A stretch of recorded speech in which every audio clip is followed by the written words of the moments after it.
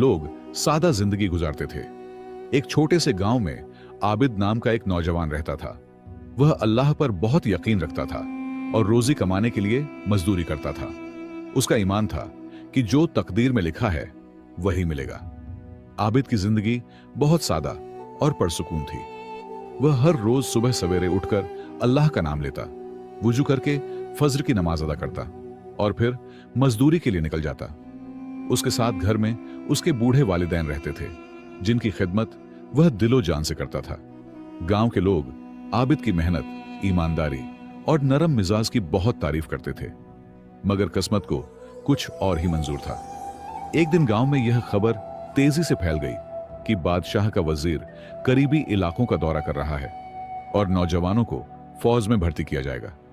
यह सुनकर पूरे गांव में खौफ और बेचैनी फैल गई। आबिद के बूढ़े वालिदैन सख्त परेशान हो गए, क्योंकि उनका एक ही सहारा उनका बेटा था। मां की आंखों में आंसू थे और बाप की जबान पर खामोश दुआएं। मगर आबिद ने मुस्कुराकर कहा, अब्बा, जो कुछ अल्लाह चाहेगा वही होगा, वही हमारा हाफिज है। वजीर की आमद से एक दिन पहले आबिद के वालिद ने उसे खामोशी से पास बुलाया। चेहरे पर फिक्र और आंखों में राज छिपा था। वो बोले, बेटा, तुम्हारे नाना ने बरसों पहले एक खजाना छुपाया था, जिसके बारे में सिवाय मेरे कोई नहीं जानता। आबिद हैरान रह गया। वालिद ने आहिस्ता आवाज में कहा, वो खजाना दूर पहाड़ों के पीछे है, मगर वहां पहुंचना आसान नहीं, रास्ता बहुत खतरनाक है। आबिद ने अदब से पूछा, अब्बा, आपने कभी उस खजाने को हासिल करने की कोशिश क्यों नहीं की? वालिद ने गहरी सांस लेते हुए जवाब दिया, बेटा, मैंने कोशिश तो की थी, मगर रास्ते में पहाड़ों का तूफान और खतरनाक जानवर आ गए। उस दिन मैंने समझ लिया कि शायद यह खजाना मेरी किस्मत में नहीं, बल्कि तुम्हारे नसीब में हो। वजीर की आमद से एक दिन पहले कि वह गांव छोड़कर उस खजाने की तलाश में निकलेगा। उसका यकीन था कि शायद यह मौका अल्लाह की तरफ से एक इशारा है। उसने अपने वालिदैन के कदम चूमे, उनसे दुआएं ली। वालिदा ने उसके हाथ में कुछ सिक्के और थोड़ी सी रोटियां रखी और लरजती आवाज में कहा, अल्लाह तुम्हारा हाफिज हो बेटा।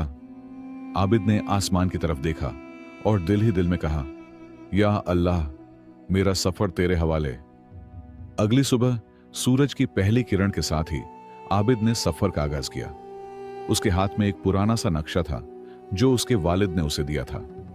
गांव से निकलते वक्त उसने पीछे मुड़कर अपने गांव को देखा। जब वो गांव की सरहद पार कर रहा था, उसने दूर से वजीर का काफिला आते देखा। आबिद ने अल्लाह का शुक्र अदा किया कि वो बरोकत निकल आया। रास्ते में आबिद की मुलाकात एक बूढ़े शख्स से हुई, जो दरख्त के साए तले घास पर बैठा सादा सी रोटी खा रहा था। उसके चेहरे पर सुकून और आंखों में नरमी थी। जब उसने आबिद को देखा तो मुस्कुराकर बोला, बेटा, कहां का सफर है अकेले? आबिद ने खजाने का जिक्र नहीं किया और कहा, बस ऐसे ही सफर पर निकला हूं। बूढ़े ने मुस्कुराकर आबिद की आंखों में देखा और नरम लहजे में कहा, बेटा, मैं महसूस कर सकता हूं कि तुम किसी खास चीज की तलाश में हो, मगर याद रखो, कभी कभी जिस चीज को हम दूर ढूंढने निकलते हैं वो हमारे पास ही होती है, और कभी जिस चीज से हम भागते हैं वही तकदीर बनकर हमारे सामने आ जाती है। आबिद ने बूढ़े की बात सुनी, मुस्कुराकर सलाम किया और आगे बढ़ गया। वो कुछ कहे बिना अपने रास्ते पर चलता रहा। थोड़ी दूर जाकर उसे एक दोराहा मिला, एक सीधा और आसान रास्ता, दूसरा कठिन और पहाड़ी। उसने नक्शे पर नजर डाली, जिसमें पहाड़ी रास्ता दिखाया गया था। आबिद ने बिना खौफ के कहा, अल्लाह पर भरोसा है, तकदीर में जो लिखा है वही होगा। आबिद ने अल्लाह का नाम लेकर पहाड़ी रास्ते पर कदम रखा।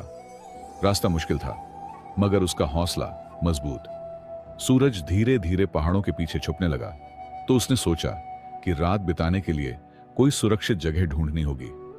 कुछ दूर चलने के बाद उसे एक छोटा सा गांव दिखा जो वादी के किनारे बसा था। उसके दिल में शुक्र का एहसास उठा और वो बोला, अल्लाह वाकई अपने बंदों को कभी अकेला नहीं छोड़ता। गांव पहुंचते ही आबिद ने देखा कि वहां अफरा तफरी मची हुई है। लोग एक कुएं के आसपास जमा थे और शोर मचा हुआ था। पता चला कि एक छोटा बच्चा कुएं में गिर गया है और सब उसे निकालने की कोशिश कर रहे हैं, मगर कोई हिम्मत नहीं कर पा रहा। आबिद ने एक पल भी देर न की, अपना सामान जमीन पर रखा और सीधा कुएं में उतर गया। लोग हैरान रह गए कि एक अजनबी इतनी हिम्मत कैसे दिखा सकता है। काफी कोशिशों के बाद आबिद ने बच्चे को अपनी बाहों में थामकर ऊपर पहुंचा दिया। गांव वाले खुशी से झूम उठे। बच्चे के मां बाप की आंखों से शुक्र के आंसू बहने लगे। बच्चा गांव के सरदार का बेटा था। सरदार ने आबिद को गले लगाया और कहा, बेटा, तुमने आज हमारे लिए जान से कीमती चीज बचाई है। आज रात हमारे मेहमान बनो। कल सुबह तुम्हें इज्जत के साथ रवाना किया जाएगा। रात के खाने के बाद जब सब लोग आराम कर रहे थे, सरदार ने आबिद को पास बुलाया और नरमी से पूछा, नौजवान, तुम कहां जा रहे हो और क्यों? आबिद ने कुछ पल सोचा, फिर सच बताने का फैसला किया। उसने पूरे यकीन से अपना किस्सा सुनाया और खजाने का जिक्र किया। सरदार खामोशी से सुनता रहा, फिर बोला, बेटा, मैं उस खजाने के बारे में जानता हूं। आबिद हैरान रह गया। सरदार ने कहा, तुम्हारे नाना और मेरे वालिद गहरे दोस्त थे।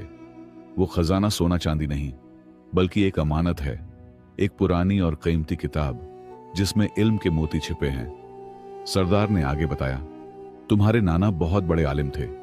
उन्हें डर था कि उनका इल्म गलत हाथों में न चला जाए, इसलिए उन्होंने वो किताब छिपा दी। उसे वही पा सकता है जिसके दिल में सच्चा ईमान और सब्र हो। आबिद अब और भी मुतासिर हुआ। उसने पूछा, क्या आप जानते हैं कि वो किताब कहां है? सरदार ने कहा, हां, लेकिन रास्ता खतरनाक है। तुम्हें एक जंगल से गुजरना होगा, फिर एक गुफा में पहुंचना होगा। अगली सुबह सरदार ने आबिद को एक नया नक्शा और कुछ खाने का सामान दिया। उसने कहा, मेरा बेटा तुम्हारे साथ जंगल तक जाएगा, उसके बाद तुम्हें अकेले जाना होगा। आबिद और सरदार का बेटा जमील जंगल की ओर चल पड़े। रास्ते में जमील ने पूछा, क्या तुम सच में उस खजाने को हासिल करना चाहते हो? क्यों? आबिद ने मुस्कुराकर जवाब दिया, मेरा यकीन है कि अल्लाह ने मुझे इसी मकसद के लिए इस रास्ते पर भेजा है। जंगल के किनारे पहुंचकर जमील ने आबिद को एक तावीज दिया और कहा, यह तुम्हें हिफाजत देगा। अगर कभी मुश्किल में पड़ो तो अल्लाह का नाम लेना और इस तावीज को छूना। आबिद ने शुक्रिया अदा किया और जंगल में कदम रखा, बेखबर इस बात से कि आगे कौन सी आजमाइशें उसका इंतजार कर रही हैं। जंगल घना और अंधेरा था। आबिद को हर कदम संभल कर रखना पड़ रहा था। सूरज की रोशनी पेड़ों की शाखों से छनकर नीचे गिर रही थी। उसने नक्शा देखा और सीधा चलता रहा। अजीब अजीब आवाजें सुनाई दे रही थीं, मगर वो अल्लाह का नाम लेते हुए आगे बढ़ता गया। दोपहर के वक्त आबिद एक झरने के पास रुका। अचानक एक भेड़िया सामने आ गया। उसका दिल तेजी से धड़कने लगा। उसने तावीज को छुआ और अल्लाह का नाम लिया। हैरानी की बात थी कि भेड़िया उसे देखता रहा और फिर शांति से वहां से चला गया। शाम ढलने लगी थी। आबिद को रात बिताने के लिए कोई सुरक्षित जगह चाहिए थी। उसने एक पुराना पेड़ देखा जिसके तने में खाली जगह थी। वो वहीं छिप गया। रात भर डरावनी आवाजें आती रहीं, लेकिन आबिद ने सूरह अन्नास पढ़ी और चैन से सो गया। सुबह हुई तो आबिद ने देखा कि वो पेड़ एक बूढ़े आदमी के घर के पास था। बूढ़ा बाहर आया और बोला, बेटा, इस सुनसान जंगल में रात गुजारने की हिम्मत तुम्हें कैसे मिली? आबिद ने मुस्कुराकर कहा, जो अल्लाह पर भरोसा करता है वो कभी ना उम्मीद नहीं होता। बूढ़े ने मुस्कुराते हुए कहा, आओ बेटा, नाश्ता करो। वो उसे अपने घर ले गया। खाने के बाद आबिद ने अपने सफर का मकसद बताया। बूढ़ा कुछ देर खामोश रहा, फिर बोला, मैं तुम्हारे नाना का दोस्त था। वो किताब बहुत कीमती है, लेकिन उसे पाने के लिए तुम्हें एक बड़ी आजमाइश से गुजरना होगा। बूढ़े ने बताया, आगे एक रास्ते पर तुम्हें 3 मुसाफिर मिलेंगे, एक अमीर, एक आलिम और एक फकीर। तीनों तुम्हारी मदद मांगेंगे, मगर तुम सिर्फ एक की मदद कर सकोगे। यही तुम्हारी किस्मत की परीक्षा होगी। आबिद ने पूछा, मैं कैसे तय करूं कि किसकी मदद करूं? बूढ़े ने मुस्कुराकर कहा, अपने दिल की आवाज सुनो। अगर तुम्हारा दिल साफ है तो अल्लाह खुद तुम्हें रास्ता दिखाएगा। आबिद ने शुक्रिया कहा और सफर जारी रखा, मगर उसका दिल बेचैनी से भरा हुआ था। थोड़ी दूर चलने के बाद आबिद ने देखा कि एक शाही कपड़े पहने अमीर आदमी रास्ते पर बैठा है, उसका घोड़ा जख्मी था।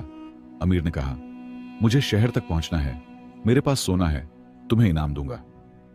आबिद आगे बढ़ा ही था कि दूसरी आवाज आई। एक बुजुर्ग आलिम भारी किताबें उठाए खड़ा था। उसने कहा, मुझे मदरसे तक पहुंचना है, मेरे पास इल्म है, तुम्हें सिखाऊंगा। अभी आबिद सोच ही रहा था कि तीसरी आवाज आई। एक बीमार फकीर जमीन पर गिरा हुआ था। उसने कमजोर आवाज में कहा, मुझे पानी चाहिए, मैं मर रहा हूं। आबिद के सामने 3 रास्ते थे, दौलत, इल्म और इंसानियत का। उसने गहरी सांस ली और सोचा, क्या यही मेरी तकदीर की असली आजमाइश है? आबिद ने कुछ पल सोचा, फिर फकीर की तरफ गया और अपनी पानी की मशक उसके होंठों से लगाई। फकीर ने पानी पिया तो उसकी आंखों में नई जिंदगी की चमक आ गई। अमीर और आलिम दोनों मायूस होकर वहां से चले गए। फकीर ने आबिद को दुआ दी। पानी पीने के बाद फकीर ने कहा, तुम्हारी नेकी बेकार नहीं जाएगी, तुमने दौलत और इल्म के बदले एक जान बचाई है।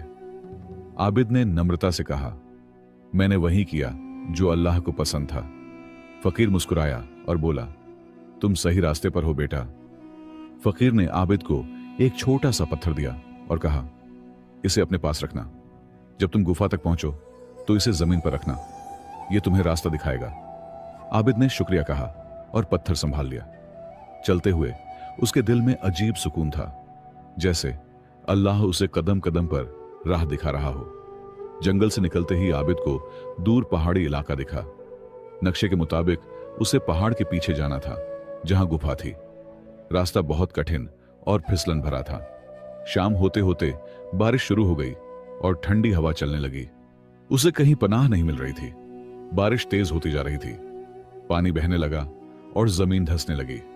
अचानक उसका पैर फिसला और वो नीचे गिरने लगा। उसने जल्दी से तावीज पकड़ी और अल्लाह का नाम लिया। तभी उसका हाथ एक पेड़ की जड़ से अटक गया और वो किसी तरह खुद को संभाल सका। बहुत मशक्कत के बाद आबिद सुरक्षित जगह पर पहुंचा। बारिश रुक चुकी थी। उसने चारों तरफ देखा तो थोड़ी दूरी पर एक छोटा सा घर दिखाई दिया। वो वहां गया और दरवाजा खटखटाया। दरवाजा खुला तो एक नौजवान लड़की सामने थी। वो उसे देखकर हैरान रह गई।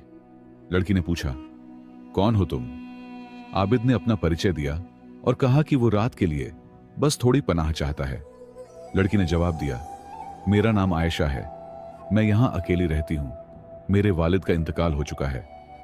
आबिद ये सुनकर हैरान हुआ कि वो इतनी सुनसान जगह पर अकेली कैसे रहती है। आयशा ने कहा, मेरे वालिद आलिम थे, उन्होंने मुझे कुरान और इल्म सिखाया। उन्होंने मुझसे कहा था कि एक दिन कोई आएगा जो एक खास किताब की तलाश में होगा। आबिद की आंखों में हैरानी थी। आयशा ने धीमे स्वर में पूछा, क्या वो शख्स तुम हो? आबिद ने पूछा, तुम्हारे वालिद का नाम क्या था? आयशा बोली, उनका नाम अब्दुल करीम था। यह नाम सुनते ही आबिद की आंखें नम हो गईं। यही नाम नक्शे पर लिखा था। उसने महसूस किया कि यह सब इत्तेफाक नहीं बल्कि तकदीर का लिखा है। आयशा ने उसे खाना दिया और कहा, कल सुबह मैं तुम्हें गुफा तक ले जाऊंगी। मेरे वालिद ने मुझे उसका रास्ता बताया था, लेकिन उन्होंने कहा था कि गुफा में वही दाखिल हो सकता है जिसके दिल में सच्चाई और नीयत की सफाई हो। आबिद ने दिल में कहा, अब मैं अपनी मंजिल के बहुत करीब हूं। अगली सुबह आयशा आबिद को घर की तरफ ले गई। रास्ता पहाड़ी और मुश्किल था, लेकिन आयशा उसे अच्छी तरह जानती थी। चलते चलते आयशा ने कहा, मेरे अब्बू कहते थे कि हर इंसान की तकदीर उसके आमाल से जुड़ी होती है। तुम्हारे अच्छे आमाल तुम्हें यहां तक ले आए हैं। आबिद ने पूछा, क्या तुम्हें पता है कि इस किताब में क्या है? आयशा ने जवाब दिया, नहीं, मेरे वालिद कहते थे कि जब सही वक्त आएगा सही शख्स इसे खोलेगा। मेरे वालिद इसे नहीं खोल सके। उन्होंने कहा कि उनकी तकदीर में यह नहीं था। दोपहर तक वो एक बड़ी चट्टान के पास पहुंचे। आयशा ने कहा, घर इस चट्टान के पीछे है, लेकिन एहतियात करना, रास्ता खतरनाक है। वो चट्टान के गिर्द गए तो सामने गार का दरवाजा था, अंधेरा और खौफनाक। आबिद ने अपना हाथ जेब में डाला और फकीर का दिया हुआ पत्थर निकाला। आयशा, ये पत्थर मुझे एक फकीर ने दिया था। आयशा ने पत्थर को देखा और चौंक गई। ये तो मेरे वालिद का निशान है। तुम्हें यह कैसे मिला? आबिद ने सारा वाकया बताया। आयशा की आंखों में आंसू आ गए। वो फकीर मेरे वालिद थे। वो तुम्हारा इम्तिहान ले रहे थे। वो माजी में भी दूसरों की शक्लें इख्तियार कर सकते थे। अल्लाह की कुदरत है, वो अभी भी हमारी मदद कर रहे हैं। आबिद हैरान रह गया। आयशा ने कहा, मेरे वालिद ने वफात से पहले कहा था, मेरी रूह उसी रास्ते पर रहेगी जहां से किताब का हकदार गुजरेगा। आबिद ने गार में कदम रखा। अंधेरा था, लेकिन आयशा ने मशाल जलाई। वो अंदर गए तो देखा कि घर में कई रास्ते हैं। आबिद ने पत्थर जमीन पर रखा। पत्थर चमकने लगा और एक रास्ता रोशन हो गया। वो रोशन रास्ते पर चलने लगे। अचानक जमीन हिलने लगी और एक पत्थर गिरने लगा। आबिद ने जल्दी से आयशा को बचाया और खुद जख्मी हो गया। आयशा घबरा गई, लेकिन आबिद ने कहा, फिक्र मत करो, मुझे यकीन है कि हम पहुंच जाएंगे। आखिरकार वो घार के अंदर एक कमरे में पहुंचे, जहां एक पत्थर की मेज पर एक पुरानी किताब रखी थी। कमरे में मशालें जल रही थीं। आबिद हैरान था। ये मशालें किसने जलाईं? आयशा ने कहा, ये अल्लाह की निशानी है कि तुम सही वक्त पर आए हो। आबिद ने किताब की तरफ बढ़कर हाथ बढ़ाया, लेकिन किताब खोलने से पहले वो रुक गया। किताब पर एक अजीब कुफल था।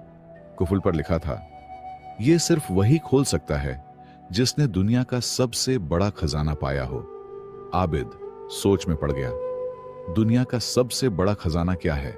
आबिद और आयशा हैरानी से कुफल को देख रहे थे। आबिद ने सोचा, दुनिया का सबसे बड़ा खजाना क्या हो सकता है? आयशा ने कहा, मेरे वालिद अक्सर कहा करते थे कि खजाना चांदी सोना नहीं बल्कि कुछ और है। आबिद ने आंखें बंद की और सोचने लगा। अचानक आबिद को समझ आया, दुनिया का सबसे बड़ा खजाना ईमान है। उसने ये कहते हुए कुफल को छुआ और बिस्मिल्लाहिर्रहमान निर्रहीम पढ़ा। हैरत की बात थी कि कुफल खुल गया। आयशा की आंखों में खुशी के आंसू थे। मेरे अब्बू हमेशा कहते थे कि ईमान ही असल खजाना है। आबिद ने किताब खोली तो उसमें कुरान करीम की तफसीर, तिब, रियाजी और कई उलूम का खजाना था। उन सफ़ों पर आबिद के नाना ने अपना सारा इल्म लिखा था। आखिरी सफ़े पर लिखा था, मेरा खजाना उसके लिए है जिसे अल्लाह ने चुना है। आबिद पढ़ता रहा और उसे पता चला कि उस किताब में शिफा के नुस्खे, हिकमत के मोती और ऐसे राज थे जो आम लोगों की मदद कर सकते थे।